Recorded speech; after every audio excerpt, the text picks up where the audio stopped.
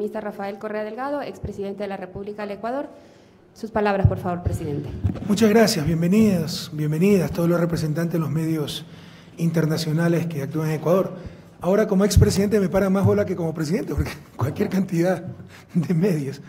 En todo caso, si estuviéramos, yo creo que hace 6 meses no estamos en tiempos normales, entre comillas, pero si estuviéramos en las condiciones de la semana pasada, pues empezaría este conversatorio explicándoles mi presencia aquí, ¿no? Que básicamente fue para la 7ª convención.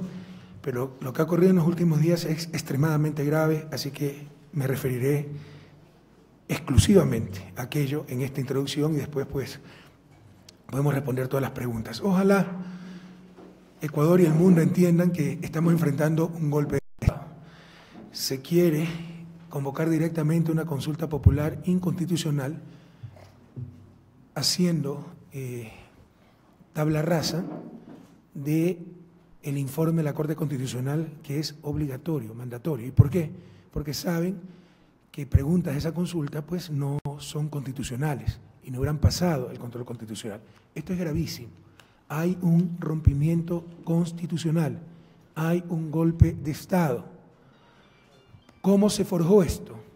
El día martes, anoten, este es el relato, el día martes hubo una reunión de la Corte Constitucional. Ahí los consejeros, pese a que todavía había plazo para realizar el informe respectivo, pidieron que se cambiara el orden del día para tratar el informe ya presentado de la jueza sustentadora. Es la jueza Tatiana Ordeñana, me parece, ¿no? Ahí se da cuenta el presidente de la Corte Constitucional que no tiene mayoría. Y va ese mismo día a reunirse con Miguel Carvajal a informar esto, porque lamentablemente parte de este complot es el propio presidente de la Corte Constitucional, el doctor Alfredo Ruiz. Le informa a Miguel Carvajal que aparentemente no tiene mayoría, que no va a aceptar las preguntas como están, van a modular las preguntas porque son inconstitucionales, y él, en su desesperación, el gobierno entonces prepara, o ya lo tenía preparado, el plan B en contubernio con Ruiz. ¿Cuál es este plan B? Mandar directamente el decreto convocando elecciones al Consejo Nacional Electoral, argumentando que el plazo había vencido. El propio Ruiz esa mañana convoca al siguiente martes para tratar el informe de la jueza sustentadora, para el martes 5 de diciembre, diciendo expresamente que el plazo todavía estaba vigente. Pero va en la noche, tarde, a Carondelet a informar a Miguel, no sé si fue en Carondelet, a informar a Miguel Carvajal, secretario de la Política, de Gestión Política, a decirle que no tiene mayoría y preparan el plan B, que es el decreto directo al Consejo Nacional Electoral argumentando que el plazo había fenecido. Y por eso en la noche, ¿no?, en el Consejo Nacional Electoral se reúnen los consejeros, excepto el presidente, Juan Pablo Pozo, con Miguel Carvajal, secretario de Gestión Política, con Eduardo Manga, secretario de la Presidencia, y con Johanna Pesante, secretaria jurídica de la Presidencia, para armar una nueva mayoría y quedar de acuerdo en que le mandan los decretos, el 7 de diciembre convocan a consulta para que se haga el 4 de febrero. Todo inconstitucional y todo además ilegítimo, ¿no? Porque una cosa tan seria, en vez de discutirla a la luz del día, nuevamente se trata entre argollas, amarres, reuniones trasnochadas, etc. Efectivamente, el día miércoles se mandan los decretos, ¿no?, al Consejo Nacional Electoral argumentando que el plazo ha fenecido. En esta barbaridad, este golpe de Estado, se encuentra involucrado el propio presidente de la Corte Constitucional. Miren que no ha realizado ningún pronunciamiento diciendo, oiga, el plazo sigue en vigencia. Y no lo va a hacer. O sea, esto es tan escandaloso como que si alguien le diga a la policía, oye, ustedes son unos ladrones, unos pillos, y el comandante de policía sea el primero a decir, sí, estamos de acuerdo. O sea, están diciendo que los jueces constitucionales son incompetentes, dejaron fenecer el plazo establecido por ley para tratar la constitucionalidad de las preguntas del referéndum, y lo que está haciendo el presidente de la Corte Constitucional es decir, con su silencio, sí estoy de acuerdo, pese a que sabe que no es cierto y pese a que el martes de mañana convocó, el martes fue ¿cuánto? Sería 28 de noviembre, convocó para el 5 de diciembre la reunión para tratar el informe de la jueza sustentadora, que ya existe, ya lo pudo tratar este martes y no lo quiso hacer Tatiana Ordeñana. Lo que estamos viendo es gravísimo, se trata de un rompimiento constitucional, se trata de un golpe de Estado en marcha en contubernio con el presidente de la Corte Constitucional, Alfredo Ruiz, que descaradamente está alineado con el gobierno, ese es su problema, ese es su derecho. Lo que no puede es, por esa simpatía, cercanía, pacto con el gobierno, alterar decisiones constitucionales, romper el orden constitucional, perder la objetividad en el ejercicio de su cargo. Bueno, esto les quería informar, les insisto, estamos enfrentando el rompimiento del orden constitucional, estamos enfrentando un golpe de Estado. Ojalá la prensa internacional se lo pueda decir al mundo, porque la situación es extremadamente grave. Tienen la fuerza, no tienen la razón. Pueden convocar inconstitucionalmente, manejan policía, fuerzas armadas, que hace la logística para las elecciones, pero todo lo que se está haciendo es absolutamente inconstitucional. Hay un rompimiento constitucional. Bienvenidos nuevamente. Gracias, presidente. Con esto pasamos a las preguntas planteadas por los medios de comunicación. Les voy a pedir que sea una pregunta por medio en función de su propio tiempo y para dar agilidad a este conversatorio. Eduardo Tamayo, por favor, con su pregunta de la cadena La I.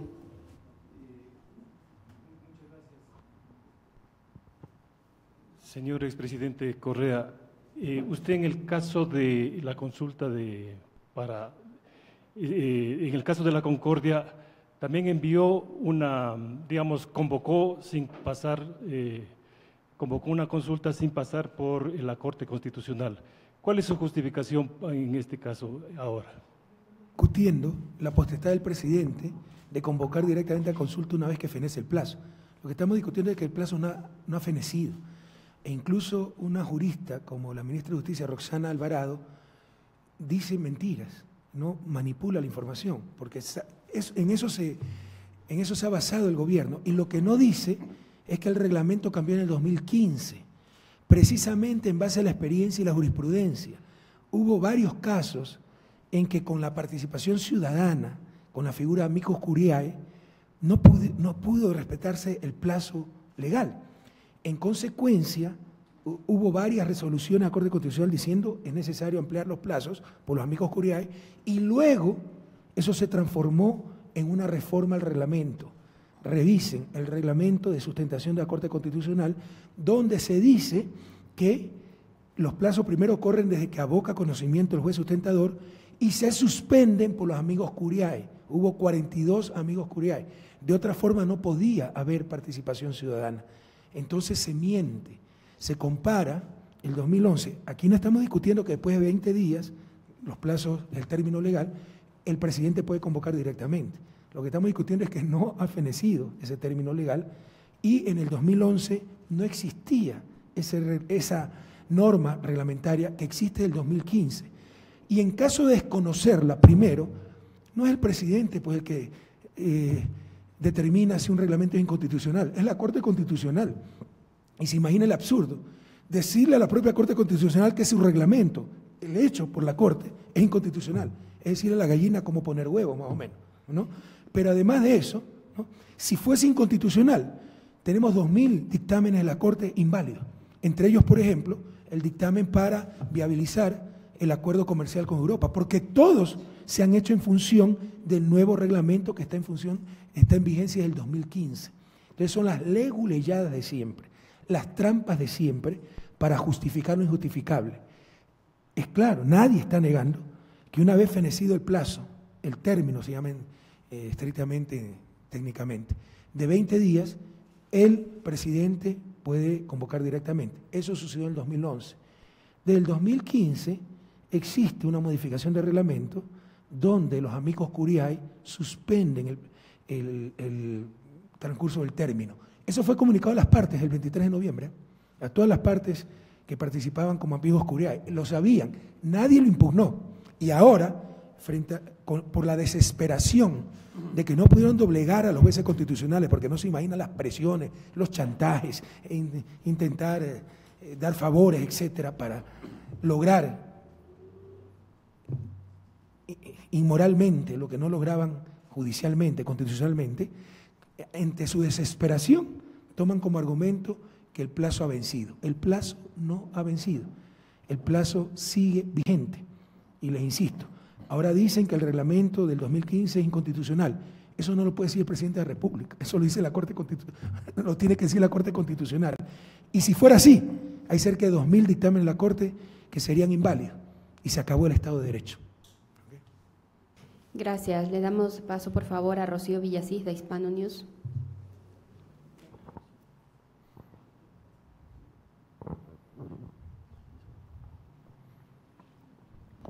Sí, buenos días, economista.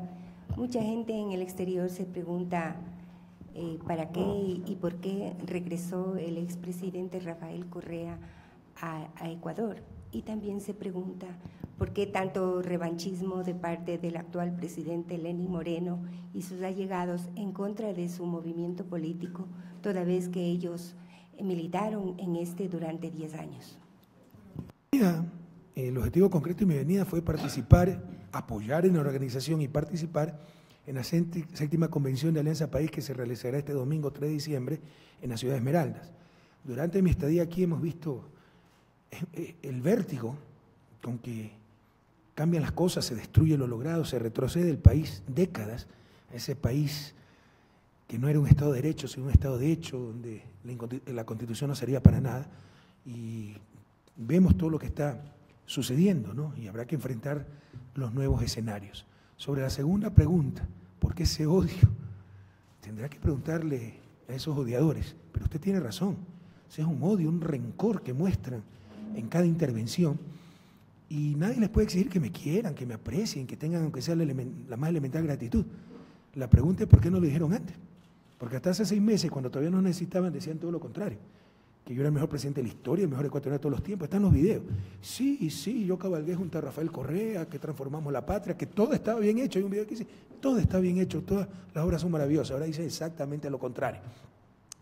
Para entender qué sucede, revise hace un siglo la traición de Plaza Alfaro. Yo no le llevo ni a los talones a Alfaro, pero ahí podrás encontrar muchas respuestas. No hay gente que por frustración, por odio, ni siquiera por ideología, va acumulando rencor en el corazón. Pero ni siquiera son lo suficientemente coherentes para decir me voy, sino que esperan, cual lobos disfrazados de cordero, su oportunidad para hacer daño, ¿no?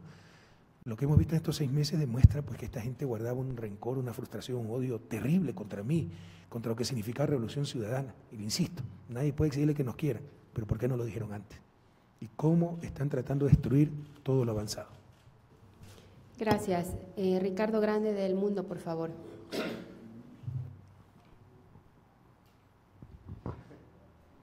Muchas gracias por la invitación, señor Correa. Mi pregunta es sobre la Convención Nacional, teniendo en cuenta que se va a tener que aplazar la decisión judicial, ¿no?, por la revocación de ese juez.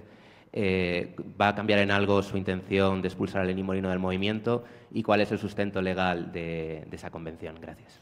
La convención es estrictamente legal. Le voy a dar la palabra al presidente nacional de Alianza País, Ricardo Patiño, que él maneja más técnicamente los literales y numerales del Estatuto de Alianza País, pero se ha tomado en estricto apego al Estatuto, como también se tomó la decisión de separar del cargo de presidente, no expulsar a Lenín Moreno, pero en otro rompimiento del orden constitucional y legal piden medidas cautelares a un tribunal de garantías penales, que creo que antes incluso de recibir el petitorio ya estaba otorgando las medidas cautelares para suspender la decisión de la Dirección Nacional de Alianza País. Eso es ilegal. El Código de la Democracia claramente, explícitamente, indudablemente, en su artículo 70, me parece, establece que los conflictos electorales y de los movimientos políticos, que son personas privadas, personas jurídicas privadas, no son parte del Estado, lo resuelve el Tribunal Contencioso Electoral. Y aquí lo resolvió un tribunal penal de Quitumbe, en otro paso, insisto, hacia la destrucción del Estado de Derecho. Pero para contestar concretamente su pregunta, pues cedo la palabra al presidente nacional de Alianza País, el compañero Ricardo Patiño. Gracias, presidente. Bueno, la convención está convocada por la Dirección Nacional del Movimiento País. A la Dirección Nacional le compete llamar a la Convención Nacional, como lo dice nuestro estatuto y como ha sido siempre. No solamente le compete llamar, sino establecer cómo se conforma esa Convención Nacional, y eso está claramente establecido. Y tal vez la preocupación suya es qué va pasado con una decisión que tomó una autodenominada Comisión de Ética de haber suspendido a 9 miembros de la Dirección Nacional. Es más, si era consecuente, debió haber suspendido a los 22 miembros, que tomamos la decisión de reconocer que un artículo correspondiente de nuestro estatuto establecía que Lenín Moreno había perdido su dignidad como presidente por haber abandonado la presidencia del movimiento y por no haber asistido a las reuniones que debió haber él asistido. La decisión que tomó la Comisión de Ética no tiene ningún sustento, porque no cumplió ninguno de los procedimientos que debió haber cumplido. Tenía que haber tenido un secretario, como lo dice el Código de Ética, que es el asesor jurídico del movimiento, no lo convocó. Además, el asesor jurídico no solamente es secretario, no toma nota. El Código de Ética dice claramente que le corresponde a él velar por la legalidad del procedimiento que se utilice. No estando él, no se está velando. Segundo, él tiene que hacer un informe, el secretario jurídico del movimiento, el asesor jurídico, perdón, tiene que hacer un informe de la denuncia que se hubiera producido. No se le pidió a él que presentara ese informe. Y por último, él debe de notificar, solamente él. Es como que en una asamblea nacional los asambleístas se reúnan, tomen una decisión y un asambleísta le manda al presidente de la República a decir, oiga, hemos decidido tal cosa. No sirve para nada. Tiene que hacerlo el secretario de la Asamblea Nacional o de cualquier otra institución. En este caso, no se cumplió ningún procedimiento. Lo que hicieron estas personas en la Comisión de Ética no tiene ningún sustento. Por tanto, nosotros somos la secretaria ejecutiva, Gabriela Rivadeneira, y en mi caso, como presidente del movimiento, somos las autoridades correspondientes para llevar adelante el funcionamiento de la Convención Nacional. Eso es absolutamente claro. Y, por supuesto, tendrá que acabar de dilucidarse en el espacio correspondiente, que es el Tribunal Contencioso Electoral posteriormente.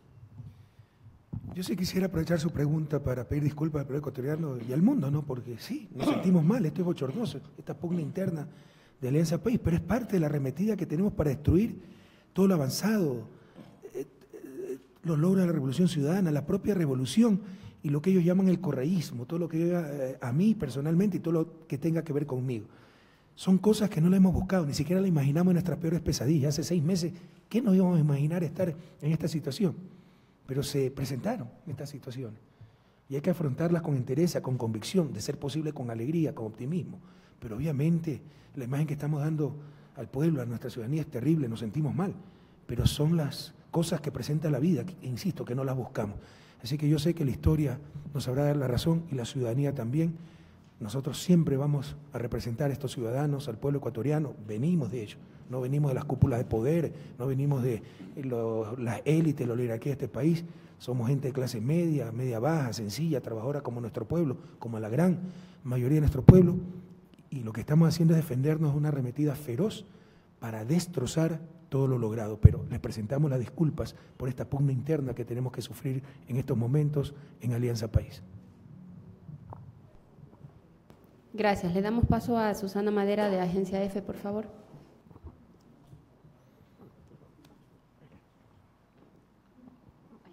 Buenos días.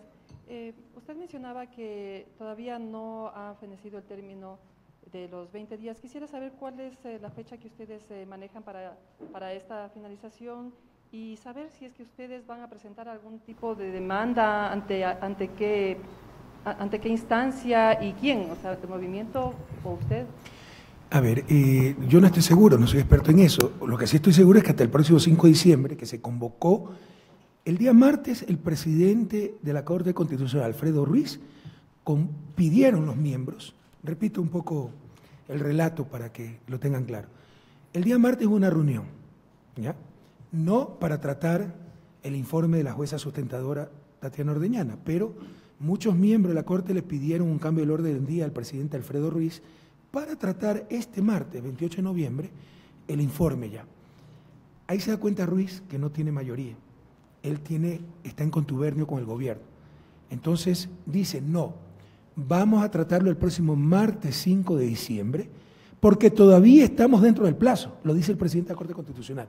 No sé cuándo acabe el plazo, supongo que el 6 de diciembre, me parece que el 6 de diciembre, creo que es el 6 de diciembre, pero lo dice explícitamente, pero enseguida va a informar a Carondelet para buscar el plan B, porque se da cuenta que no tiene mayoría. Y el plan B es prestarse a esta argucia, a esta leguleyada, de decir que el plazo ha fenecido y que se convoque directamente por parte del presidente a través del Consejo Nacional Electoral.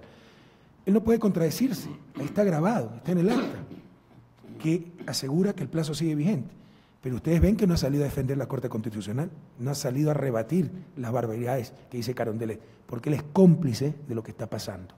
Ojalá la mayoría de los miembros de la Corte Constitucional que guarden dignidad, reserva moral para oponerse a este golpe de Estado que está en marcha. ¿Por qué decimos que el plazo está en vigencia? El reglamento sí lo tenemos. Las resoluciones de la Corte sí las tenemos, que le mandó a todos los amigos Curiay, ¿no? Participó Gabriela, participaron muchos, donde se dice, ¿no? El 23 de noviembre manda una comunicación la jueza Ordeñana, ¿no? Ya que informando, ¿no?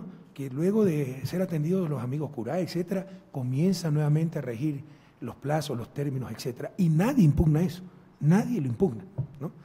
Mire, lo que está pasando es, ya lo ha vivido el Ecuador. Tal vez pequé de vanidoso creyendo que lo que se había hecho era suficiente para que no nos vuelvan al pasado, y me equivoqué.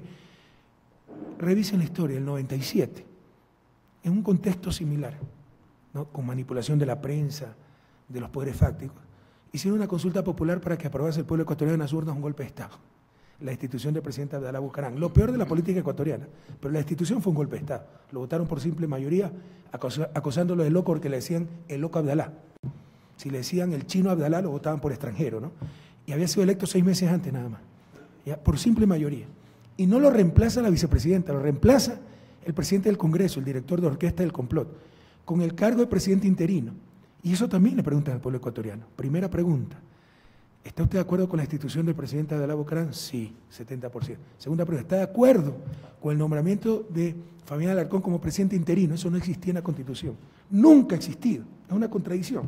O eres presidente constitucional o eres presidente interino. Le pusieron, ¿está de acuerdo con que haya sido nombrado presidente constitucional interino? Y en efervescencia política, con la complicidad de los medios de comunicación, el pueblo ecuatoriano dice sí. Pero eso no hace verdad una mentira. No hace constitucional una inconstitucionalidad. Y la zapada, como llamamos en Ecuador, la zapada criolla de los politiqueros de siempre, ganaron en el corto plazo, ganaron esa consulta, pero desataron un periodo terrible de inestabilidad, una década donde tuvimos 7 presidentes, pero todo el mundo se creía con el derecho de votar presidente, donde los 3 gobiernos electos ninguno terminó su periodo. Y por esa falta de continuidad, el promedio por presidente era 18 meses. ¿Cómo se puede gobernar así? Por esa falta de continuidad, por esa falta de gestión, por esa falta de control, se produjo la crisis del 99, que nos quebró como país, la peor crisis de la historia contemporánea, y que expulsó de su propia tierra a una 1/5 parte de la población. Esta gente no tiene conciencia, volvemos a ese país de la zapada criolla. No me iban a aprobar las preguntas porque es un golpe de Estado, la pregunta 3, porque la pregunta 2 claramente es regresión de derechos y contraviene la Convención Interamericana de Derechos Humanos en su artículo 23. Entonces digo que feneció el plazo. O sea, yo soy más que la Corte Constitucional y decido que el reglamento es inconstitucional, feneció el plazo y convoco directamente elecciones. Nos llevaron 20 años atrás. Entendamos lo que está pasando. Está en marcha un verdadero golpe de Estado, se está rompiendo la Constitución de la República. Gracias, presidente. La siguiente pregunta viene de Alexandra Valencia, Reuters, por favor. Me dicen que Alfredo Ruiz ya tiene un comunicado. No, el comunicado del día del 28. Ah, perdón, ya, porque no ha dicho nada. Sí. A ver, solamente... El presidente de la Corte Constitucional puede quedarse callado, es cómplice de lo que está pasando. Yo quiero dar lectura porque entiendo que su pregunta tiene que ver con el tema de los tiempos, cuándo vencen los términos.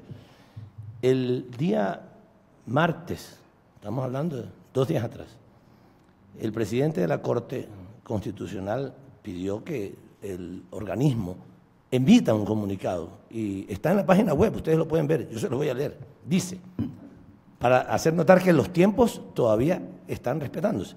El presidente de la Corte Constitucional del Ecuador, Alfredo Ruiz Guzmán, el día de hoy, martes 28 de noviembre de 2017, de conformidad con su competencia prevista en el artículo 193, numeral 2 de la Ley Orgánica de Garantías Jurisdiccionales y Control Constitucional, convocó a las juezas y jueces constitucionales a sesión extraordinaria del Pleno de la Corte Constitucional a realizarse el martes 5 de diciembre.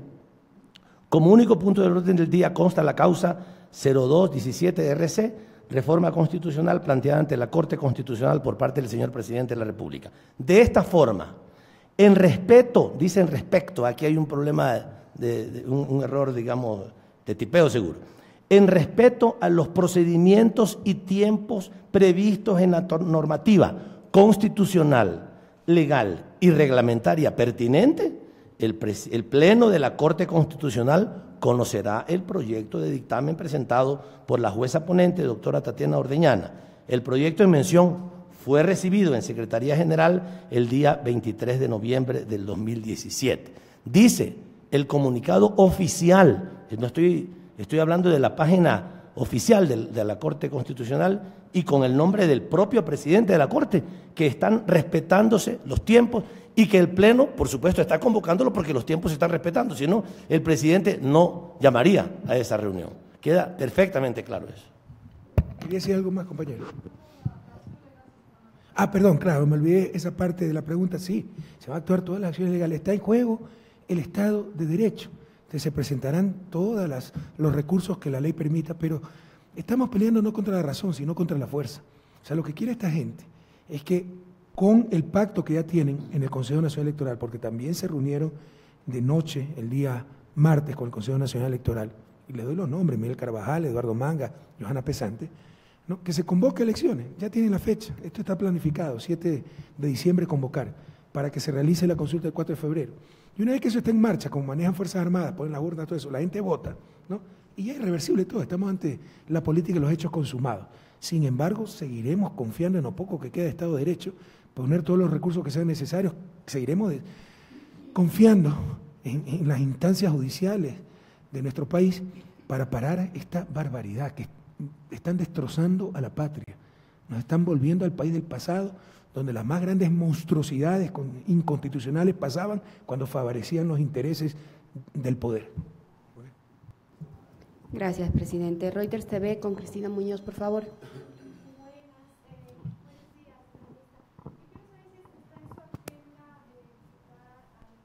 Sí. O sea, no está en mi agenda, pero lo voy a visitar. O sea, es decir, he tenido una agenda muy compleja. No planificaron una visita a Jorge, pero obviamente lo voy a ir a visitar a Jorge Glass.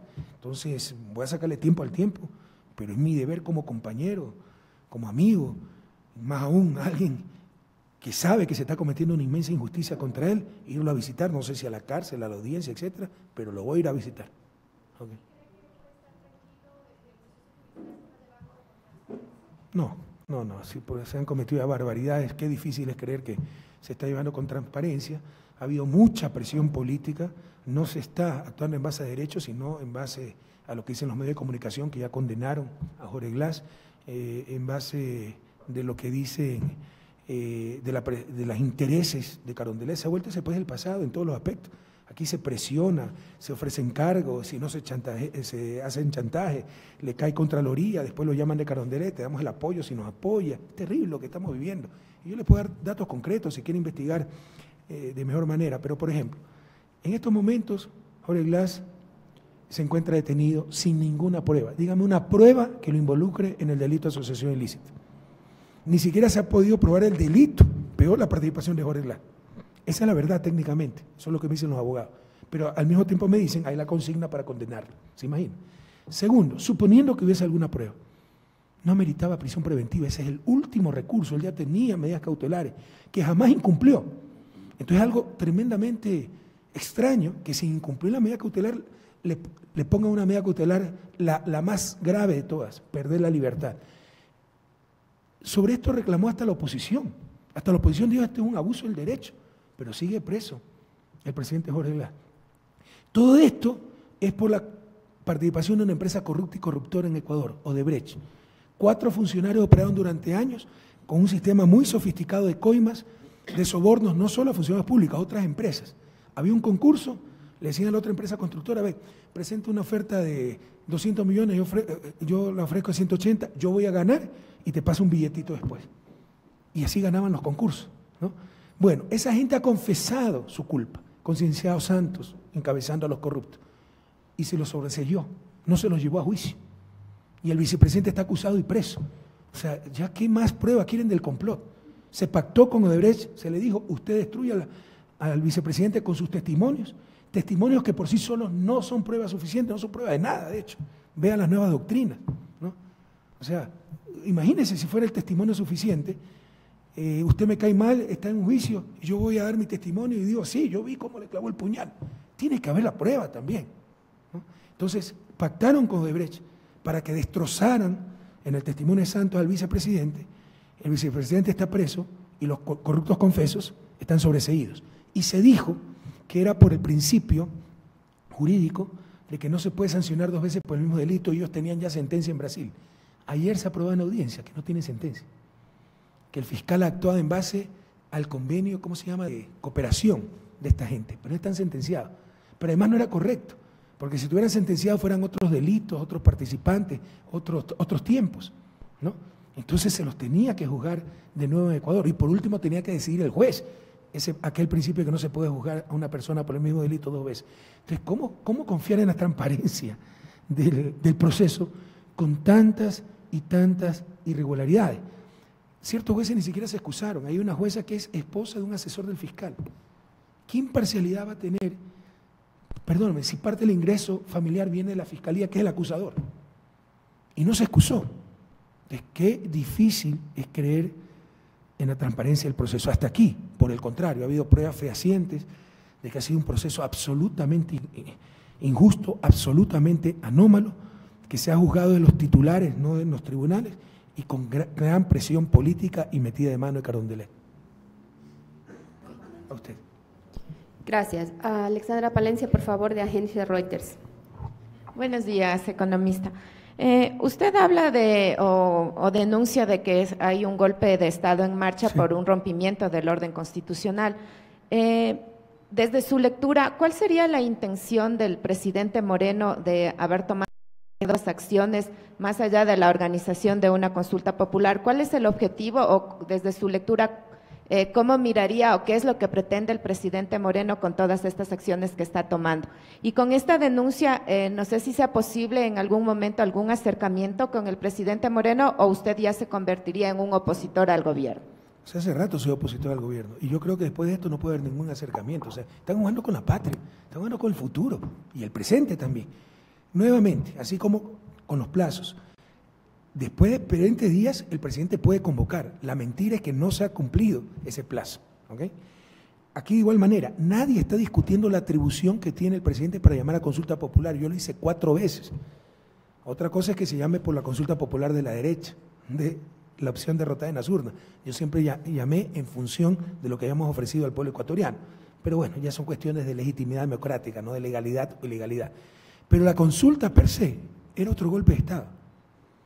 Ahí el núcleo de la consulta, lo verdaderamente importante es la pregunta 2 y la pregunta 3. El resto es hojarasca. A tal punto que pudo ser tratado a través de la Asamblea, que no prescriban los delitos contra niños y adolescentes, que la inhabilitación de por vida para los corruptos. De hecho, muchas cosas ya están en el Código Penal, ¿no? Usted es acusado o sentenciado por peculado, nunca más puede participar en la vida pública. Hay mucha demagogia. Hay abiertos engaños. La pregunta del Yasuní, esto es para quedar bien con los ecologistas, con los jóvenes, los están engañando. Si él quiere aumentar la zona intangible del Yasuní, porque ahí dice, está de acuerdo con aumentar en 50.000 hectáreas la zona intangible, eso es 5% del parque, que tiene más de 1 millón de hectáreas. Y lo puede hacer por decreto, ni siquiera necesita la Asamblea, por decreto. Pero la mayor mentira, está de acuerdo que yo cuando tomé la durísima decisión de sacar el petróleo del Yasuní, pedí autorización a la Asamblea para intervenir en 1.000 hectáreas, sabiendo que se iba a necesitar mucho menos, pero por si acaso. Entonces, ahora propone está de acuerdo que se reduzca de 1.000 a 300 hectáreas la zona de intervención, eso basta una orden ejecutiva para hacerlo. Además, que ya sabíamos, y yo le informé, no recuerdo si en un conversatorio o un enlace, que solo se iban a afectar 250 hectáreas, es una tomadura de pelo. No están reduciendo una sola gota de petróleo, no están sacrificando nada, es una tomadura de pelo. Ya sabemos, en mi gobierno ya sabíamos que se iban a afectar solo 250 hectáreas. Es una pregunta absolutamente irrelevante desde el punto de vista de consecuencias con respecto a la respuesta sí o no, ¿no? Pero así nos toma el pelo. Es hojarasca para confundir, engañar a la gente. El núcleo de la consulta son las preguntas 2 y 3, que son abiertamente inconstitucionales. La tercera es un verdadero golpe de Estado. Ojalá entendamos lo que están proponiendo. O sea, si yo les planteara esta pregunta, ¿está usted de acuerdo con disolver la asamblea, destituir a todos los asambleístas, reemplazarlos por delegados de Carondelet y que tengan capacidad para dictar sentencia? Me mandan de aquí al manicomio. Bueno, eso es lo que están haciendo con el Consejo de Participación. Están proponiendo cambiar a los consejeros, reemplazarlos por ternas enviadas desde Carondelet y darle las competencias a la Asamblea Nacional de evaluar a las autoridades que han nominado y destituirlas en caso de ser necesario. Eso es lo que están haciendo. Si estaban en desacuerdo con el funcionamiento del Consejo de Participación Ciudadana, que yo también estoy en desacuerdo, para eso existe el juicio político. ¿Pero por qué no fueron al juicio político? Porque eso no les permite apoderarse del Consejo. Y lo que quieren es apoderarse del Consejo y darles competencias exclusivas de la Asamblea Nacional. Eso solo se puede hacer con Asamblea Constituyente, señores. Y más allá de la Asamblea Nacional, porque la Corte Constitucional no es susceptible de juicio político y el Consejo de Participación, como está planteada la pregunta, podría destituir hasta la Corte Constitucional. Tal vez no hemos recapacitado en lo que significa la pregunta 3, porque hay trampa, también ocultan la información. Entonces le pregunta, ¿están de acuerdo en reemplazar a los consejeros? Sí, y no sé qué más dice la pregunta, de acuerdo a los anexos, ¿no? Entonces en los anexos te ponen evaluar y cesar en funciones a las autoridades que ellos han nominado. Bueno, esas autoridades que ellos han nominado son fiscal, contralor, procurador, defensor público, defensor del pueblo, los 6 superintendentes, Consejo Nacional Electoral, Tribunal Contencioso Electoral, Consejo de Legislatura y Corte Constitucional, nada más que eso. Se llevaron la patria en peso, por favor. Eso nunca iba a pasar en la Corte Constitucional si hay elemental decencia.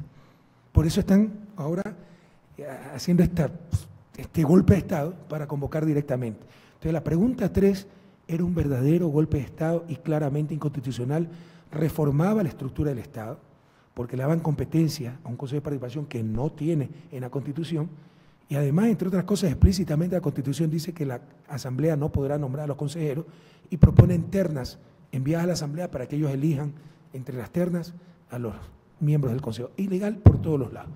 Y la pregunta 2, claramente una regresión de derechos, que también nuestra Constitución establece que solo se puede decidir a través de Asamblea Constituyente.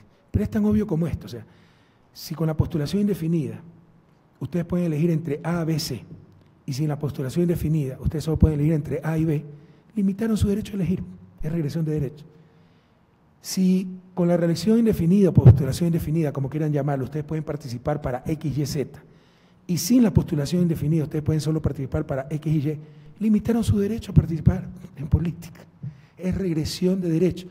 Contradice el informe de la propia Corte que dio sobre las enmiendas, que es contundente, ¿no? Que la reforma que se hizo en ese momento, la enmienda, para permitir la postulación indefinida, aumentaba derechos. Pero no solo eso, contraviene, y mira si me buscas tú, Convención Interamericana de Derechos Humanos, artículo 23, numeral 2, que establece las únicas situaciones en que se puede limitar el derecho a la participación política. Los únicos factores que limitan la participación política son edad, nacionalidad, idioma, sentencia ejecutoriada, insanidad mental, y por ningún lado les dice haber ya ocupado el cargo. Entonces, claramente la pregunta 2 es regresión en derechos, contradice el informe de hace 2 años de la propia Corte Constitucional y contradice la Convención Interamericana de Derechos Humanos, artículo 23, numeral 2, se lo leo, porque ya lo encontró, que expresamente dice, artículo 23, derechos políticos. Derechos políticos, ustedes que siempre hablan de defender derechos políticos. 1, Todos los ciudadanos deben gozar de los siguientes derechos y oportunidades. A, de participar en la dirección de los asuntos públicos, directamente o por medio de representantes libremente elegidos. B, de votar y ser elegidos en elecciones periódicas auténticas, realizadas por sufragio universal e igual y por voto secreto que garantice la libre expresión de la voluntad de los electores. Y C, de tener acceso en condiciones generales de igualdad a las funciones públicas de su país. Numeral 2, este es el importante. El otro también es importante, porque el supuesto principio de alternabilidad, que no existe constitucional ni legalmente, ni siquiera existe la palabra, por si acaso. La palabra castellana es alternancia, pero tomemos por efectos metodológicos la palabra alternabilidad. Eso lo da el sistema político, no es que se establece por decreto. Con estas elecciones periódicas auténticas, realizadas por sufragio universal igual y por voto secreto, se permite la alternancia, pero no es que se le impone, ¿sí me explico? Como principio constitucional y legal no existe el principio de alternabilidad que invocan a cada rato desde Carondelet. Revisen la Constitución de Montecristi, no existe, ¿no? Numeral 2, este es el importante, o el más importante. La ley puede reglamentar el ejercicio de los derechos y oportunidades a que se refiere el inciso anterior, exclusivamente por razones de edad, exclusivamente, Convención Interamericana de Derechos Humanos, por razones de edad, nacionalidad, residencia, idioma, instrucción, capacidad civil o mental o condena por juez competente en proceso penal. Dígame, ¿dónde dice que se puede limitar porque ya ocupó el cargo anteriormente? Ustedes que son los defensores de derechos humanos, ¿no? Aquí tienen un intento de clara violación de la Convención Interamericana de Derechos Humanos en cuanto a participación política. ¿Okay? Y les puedo nombrar otros tratados internacionales que son de obligatorio cumplimiento para el Ecuador. Gracias, presidente. Le damos la palabra a Pablo Cosaglio, que es de AFP. Hola. Mi pregunta va hacia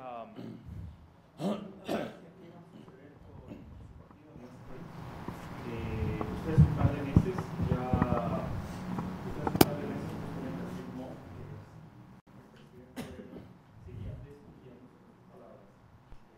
Lo logrado, usted podría formar dentro del contexto legal y de pugna de poderes que estamos viendo que está sucediendo en este momento del país, existe la posibilidad de que mediante métodos legales también un poco se bloquee la decisión que se va a tomar el día de la convención. ¿Usted, después de los resultados de la convención del juez, considerará seriamente formar? Primero, ¿qué pugna de poderes, no? Todo el poder estatal, gubernamental, para ser más preciso, utilizado sin límite ni escrúpulos, sin ninguna ética, contra un expresidente al otro lado del planeta, sin secretaria, sin oficina, defendiéndose con un iPhone por redes sociales, ¿no? Una buena pugna de poderes. Pero eso le demuestra debilidad de esta gente. Es decir, son ídolos con pies de barro, cascarón, porque su principal opositor, les insisto, es un expresidente. Yo no tengo ni secretaria, no tengo ni oficina, trabajo en mi casa. Del otro lado, que residen en el otro lado del planeta, defendiéndose con su iPhone. Usted utilizó el término correcto, están destruyendo. Yo lo utilicé también al inicio de este conversatorio. Y no solo desde que asumieron el mando, esto refleja pactos previos. Ya sabemos que tenían un pacto secreto con los socialcristianos que nunca nos informaron a los compañeros de militancia de Alianza País, que nunca le informaron al pueblo ecuatoriano. ¿Por qué no le informaron? Si son cosas de interés público. Ya sabemos que tuvieron un pacto con Abdalá Bucaram. Entonces, parece que esto ya estaba, la hoja de ruta establecida, aniquilar todo lo que huela a Correa. Para ello hay que impedir la reelección, para ello hay que apoderarse de las autoridades de control y perseguirlo hasta el último día en cualquier rincón del mundo, así no haya hecho absolutamente nada malo, pero fiscal, contralor, los cambian, los ponen fiscales, contralores penales que obedezcan sus órdenes y nos van a perseguir, y destrozar todo lo que significa revolución ciudadana, los 10 años de gobierno, decir que todo está mal, que ha habido corrupción por todos lados. Si éramos tan corruptos, ¿cómo no se dieron cuenta? Pues estábamos 10 años ahí, 6 años como vicepresidente. O son cómplices, o son tontos, o son mentirosos. Pero les resultó muy rentable ese discurso anticorrupción. La prensa magnificó varias veces ese discurso, pero es absolutamente injusto. Nosotros jamás toleramos la corrupción. Acabamos con la corrupción generalizada e institucionalizada en aduanas, en migración, en registro civil. quedan estos casos de corrupción como Odebrecht que ocurrió en 12 países, pero aquí nos vendieron la idea de que todo había sido permitido, que el propio presidente fue cómplice, que el propio vicepresidente fue autor, etcétera, etcétera. Eso es canallesco. La gente sabe que somos gente honrada, sabe que arriesgamos la vida por impedir la corrupción, pero lo utilizaron para destruirnos y para réditos políticos. Eso es canallesco, hay que tener ética en el manejo del poder. En todo caso, todo está mal ahora. Corrupción, mal manejo económico. Fíjese, el Fondo Monetario ha sido ovejuno, ¿no? El Fondo Monetario ha sido correísta, porque ahora está sorprendido de la recuperación de la economía, lo que siempre dijimos. Pasamos con situaciones extremas 2015-2016. Desplome de exportaciones en 10.000 millones de dólares, eso es 10% del PIB. Desplome de ingresos fiscales netos en 12.000 millones de dólares, eso es 12% del PIB. Eso hace 20 años el Ecuador no lo resistía. Más aún sin moneda nacional. Se nos apreció el dólar, en promedio 30%. Tuvimos hasta un terremoto que nos costó más de 3.000 millones de dólares en pérdida. Y dejamos una economía en crecimiento, lo dijimos, ¿no? Dejamos una economía estabilizada. ¿Y qué dijo el discurso oficial? Mentira, todo estaba mal, sobreendeudamiento, está a punto de estallar el marco para un paquetazo. El propio Fondo Monetario ahora lo desmiente. Están sorprendidos con la recuperación de la economía ecuatoriana. Ojalá publiquen eso. Resulta que el Fondo Monetario ha sido parte de la Alianza País, no tiene simpatía. Dijeron que todas las obras estaban mal hechas. Iban por doquier, ellos no han hecho una obra. Yo no les puedo criticar ninguna obra porque no han hecho ninguna. Pero que la refinería iba a explotar, eso lo dijeron hace como 4 meses, ya explotó. Que Yacha y todo estaba mal construido y con sobreprecio, comparando el costo de construir una vivienda con el costo de construir por metro cuadrado, con el costo de construir un laboratorio que necesita estructura reforzada porque va a aguantar maquinaria, etc. Pero así engañan a la gente, así destruyen honra. Que 640 obras mal construidas las miles que hemos hecho y ponían las obras que ni siquiera habíamos empezado por falta de financiamiento. O 200 UPC que están funcionando de maravilla, pero el contrato no se había cerrado administrativamente porque había disputas todavía en cuanto a pagos, etcétera, entre el Estado y el contratista. Llegaron a decir pues que yo lo espiaba con una cámara oculta desde mi celular, pues, ¿no? Ya significa estar mal de la cabeza. Entonces, claramente han tratado de destruir la Revolución Ciudadana, todo lo que tenga que ver con Correa, y dentro de esa estrategia, Alianza País. Nosotros vamos a ganar la convención, las bases están con nosotros, pero obviamente ellos manejan el poder y pueden, lo que pierden democráticamente, ganarlo en arreglos bajo la mesa, en las diferentes instancias. En ese caso, no sé si formaría otro partido político, pero tendría que retirarme de Alianza País, porque no podría prestarme a ser cómplice de la destrucción del Estado, de la destrucción de la Revolución Ciudadana. De esta manera de gobernar, que créanme, no ha sorprendido. Ni en las peores épocas de la partidocracia se veía tanta falta de ética. Hay persecución, por favor. Lo dicen hasta los opositores honestos, Augusto Tandazo. Hay persecución. Un asambleísta no se alinea y ha sido anteriormente ministro, le mandan tremenda glosa de 30 millones de dólares, le estoy hablando de un caso real, y al día siguiente lo llama Eduardo Manga, secretario de la presidencia. Oye, hermano, necesitas apoyo político, te damos ese apoyo político, pero tienes que apoyar al gobierno, tienes que firmar el manifiesto de apoyo a la consulta, etc. Hay chantaje. Señor alcalde, apoya al gobierno, firme el manifiesto o le cortamos los créditos del BEDE. Revisen en mi gobierno, era un software. Se ponían los datos del municipio y le salía su capacidad de endeudamiento de 20 millones, se le dio crédito a Neboda, a todo el mundo. Ahora es instrumento de chantaje. Hay amenazas, hay presión en otras funciones. Ahora sí no se respeta la división de poderes, ¿no? Se mete mano en Consejo de Participación, en Corte Constitucional, en la justicia. Obviamente en Asamblea también. Ahora hay censura de prensa. Lo que siempre me acusaron a mí de censura de prensa, había tanta censura de prensa que podían publicarlo todos los días, ¿no? Ahora sí, yo estoy bloqueado. Miren cómo la cobertura de mi llegada acá, hemos tenido recibimientos multitudinarios por donde hemos ido. No salen en la prensa escrita sobre todo. No solo eso, pseudos periodistas en redes sociales dijeron que no hay que cubrir la llegada de Correa. Cuando es noticia, tiene la obligación de hacerlo por ética, por principio deontológico, pero a ese nivel ha llegado cierto periodismo ecuatoriano. Entonces, estamos viviendo tiempos muy duros, destrucción del Estado de Derecho, retroceso del país en apenas 6 meses, 20 años. Si se apoderan de Alianza País, tendría que retirarme porque no voy a ser cómplice de aquello. Sí, gracias. No. Una sola pregunta, por favor. AFP se ha portado muy bien conmigo, me ha dado algunas entrevistas, de las pocas agencias que nos da espacio.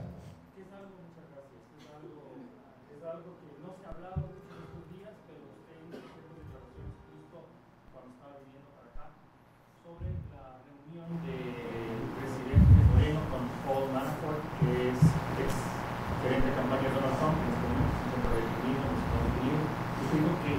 de esa reunión, pero que iba a hacer una denuncia o algo así. No, yo no dije. Presidente, creo que fue en la entrevista con AFP en Madrid que insistió tanto, no sé si era AFP o AP, ya, porque era un inglés que me insistió tanto, ¿no?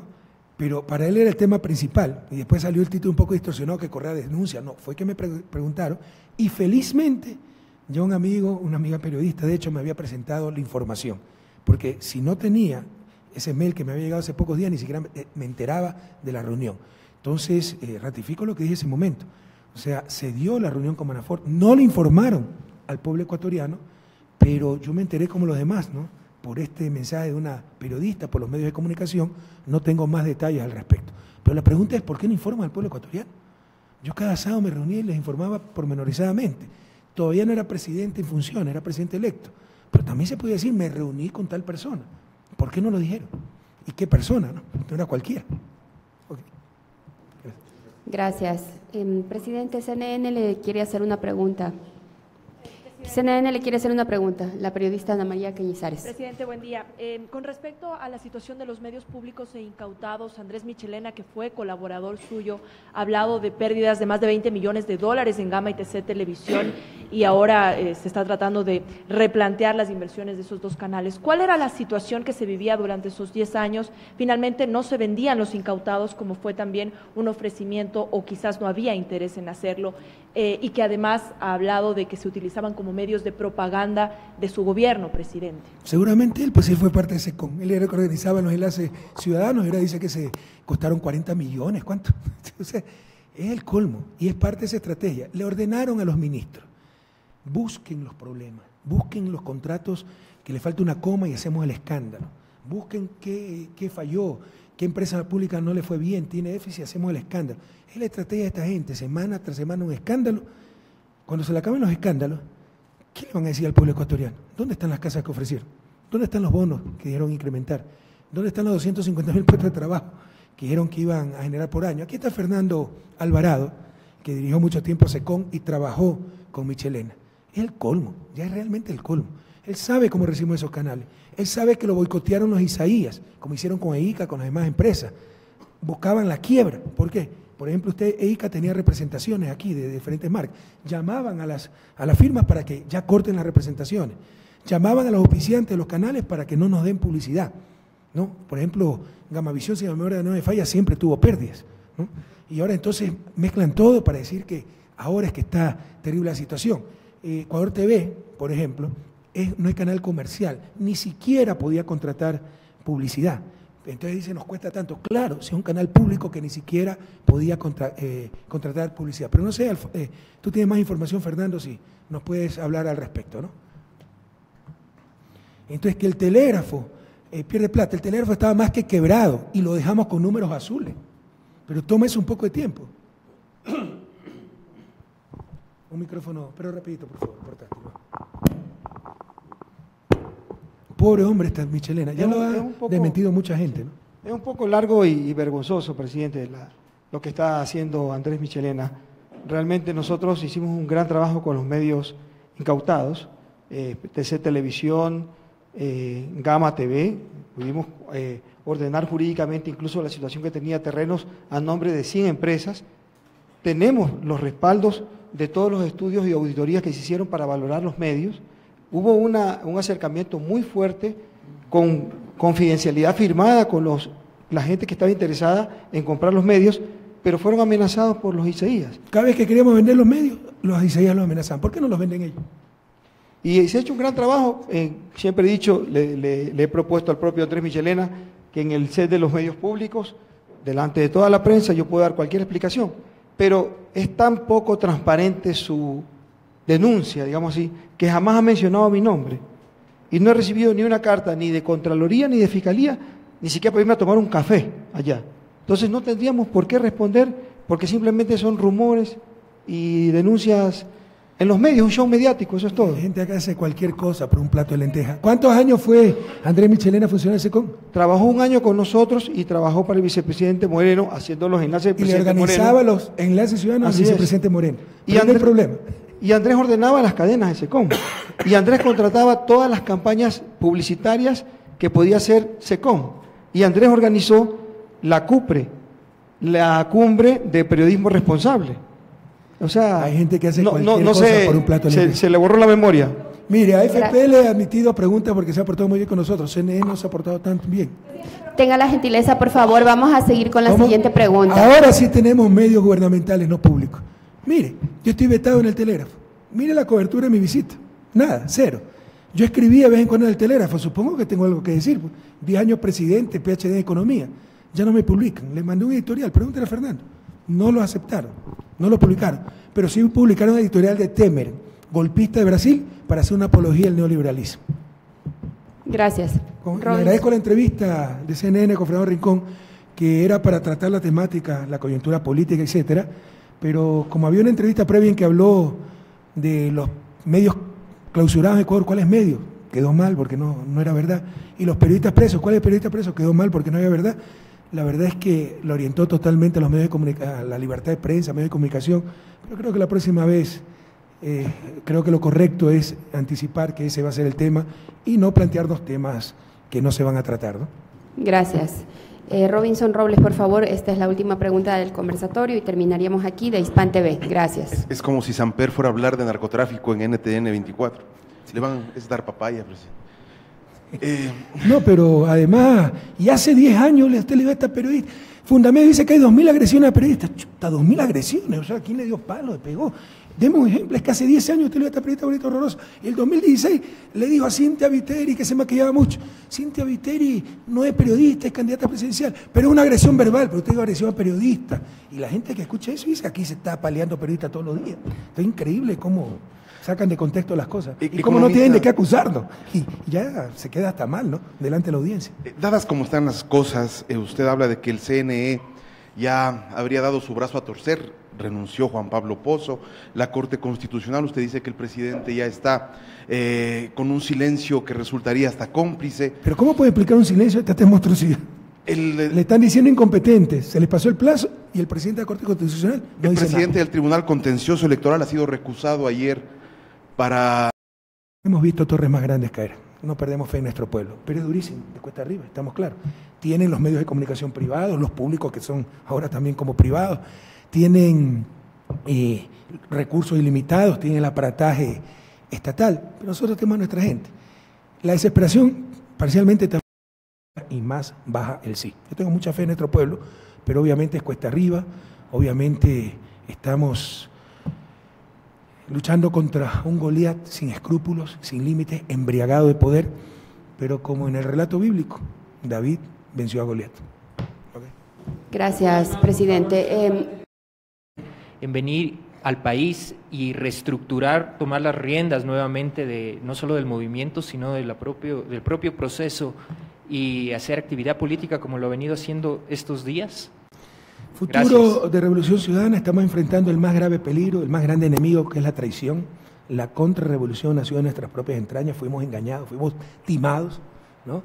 Y la historia sabrá poner las cosas en su sitio, la historia será despiadada con esta gente. Como fue despiadada con, fíjense, muchos sectores aplaudieron la hoguera bárbara.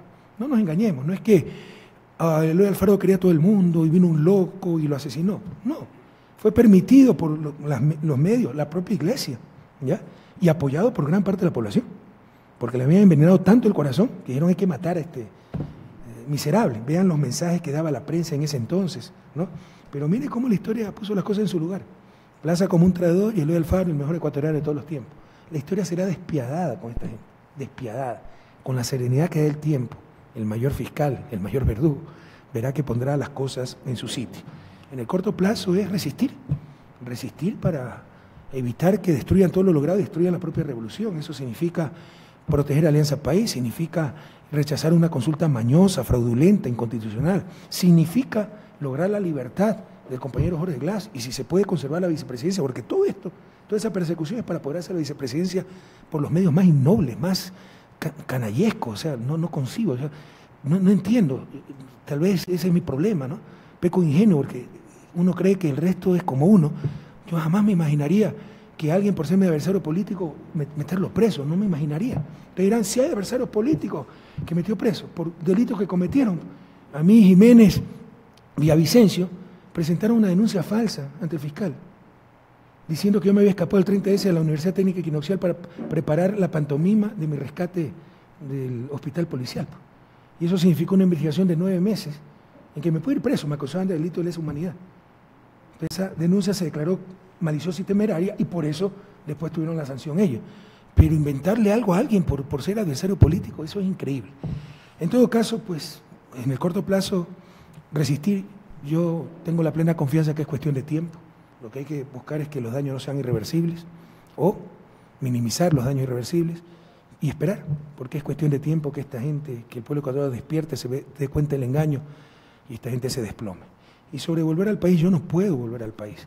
He vuelto por esta circunstancia tan especial de la 7ª Convención. También se quiso sacar de contexto esto, ¿no? Entonces no hay líderes. Claro que hay líderes. Gabriela es lideresa, Ricardo es líder. Pero estamos luchando contra un monstruo de 1000 cabezas con poder omnímodo, ¿no? Que sin límites ni escrúpulos, y necesitamos unir todas las fuerzas posibles de los que aún resistimos. Pero yo regreso ya a Bélgica la próxima semana. Yo no puedo, en los próximos años, por motivos familiares muy profundos, volver a residir en el Ecuador. Y de hecho quería retirarme de la política. Y he tenido que involucrarme por medio de Twitter frente a tanta infamia. Jamás imaginamos nuestras peores pesadillas, esta traición. O sea, hace un rato conversábamos con Ricardo. ¿Cuándo imaginamos hace 6 meses lo que estamos viviendo ahora? Destrucción de Alianza País, destrucción de la Revolución Ciudadana, un golpe de Estado. ¿Cuándo imaginamos esto? Persecución a nuestra gente, el vicepresidente preso. ¿Cuándo íbamos a imaginar en nuestras peores pesadillas esto? Ocurrió. Hay que enfrentarlo con optimismo, con alegría, con convicción. Pero yo no puedo venir a residir en los próximos años en Ecuador. Gracias, presidente. Con esto finalizamos el conversatorio de medios internacionales. Muy amable por estar aquí. Decía esto porque también para explicarle por qué me tuve que involucrar en política, cuando dije que me iba a retirar, pero nunca imaginamos lo que ha pasado, ¿no? Gracias a todos. Finalizamos. Muchas gracias, había presidente. Una pregunta, Eric, y después le damos a usted.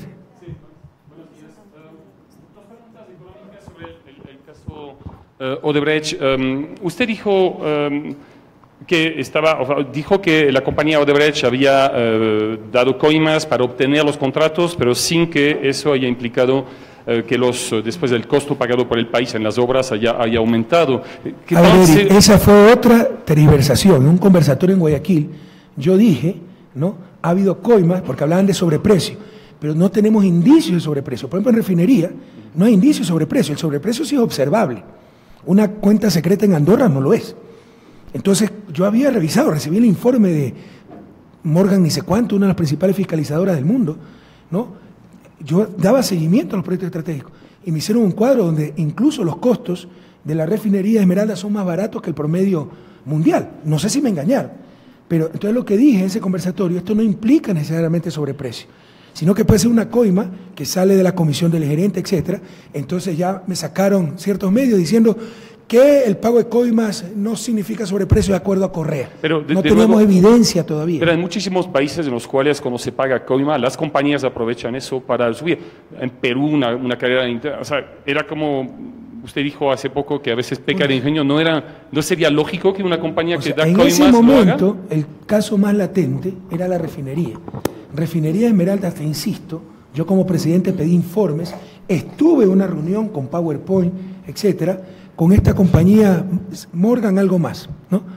En que me hicieron un cuadro comparativo donde los costos de la refinería Esmeralda y repotenciarse, la refinería Esmeralda eran incluso menores al promedio internacional. Gracias, gracias, por favor. Era una pregunta por medio. Gracias, por favor. ¿Qué?